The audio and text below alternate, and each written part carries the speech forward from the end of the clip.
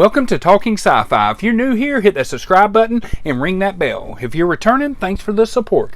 In tonight's video, we're going to be discussing how House of the Dragon may already have its new Littlefinger. If there's one thing we can all remember from Game of Thrones small council meetings, it's that they were always absolute snake pits. Remember the constant scheming of Lord Varys, aka the Spider? Remember the gleeful backstabbing of Lord Baelish, also known as Littlefinger, who uttered the famous line, "Chaos is a ladder"? Well, we're only one episode into House of Dragons, HBO Game of Thrones prequel set 200 years in the past, and it already looks like we found our contender for biggest snake.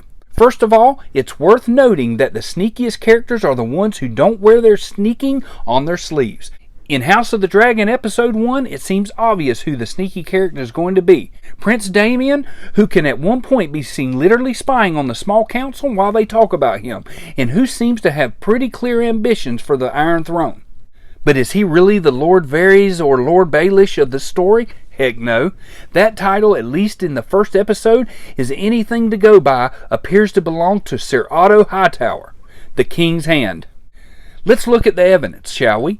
First, it's pretty clear that in the King's eyes at least, Hightower can do no wrong. During an argument with his brother, Viserys refers to Hightower as an unwavering and loyal hand, before declaring Otto Hightower is a more honorable man than you could ever be. Is this really true, though? First of all, there's the way Hightower gleefully snitches on Daemon. The king's brother is persuaded into making a mock speech at a brothel, which prompts him to say some admittedly terrible things that ultimately led to Daemon's dismissal from King's Landing.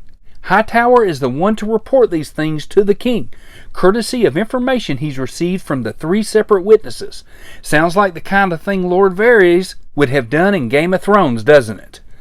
Much worse, though, is what Hightower does a little earlier in the episode, inviting his upset daughter to his chambers before telling her to go to the king to offer him comfort for the recent loss of his wife and son. So to summarize, in the space of one episode, Otto Hightower manages to remove his biggest rival from King's Landing while also attempting to fire upon his allegiance to the king by using his own daughter as a pawn.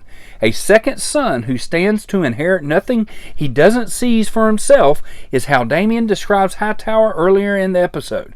Judging by the evidence at hand, doesn't he have a point?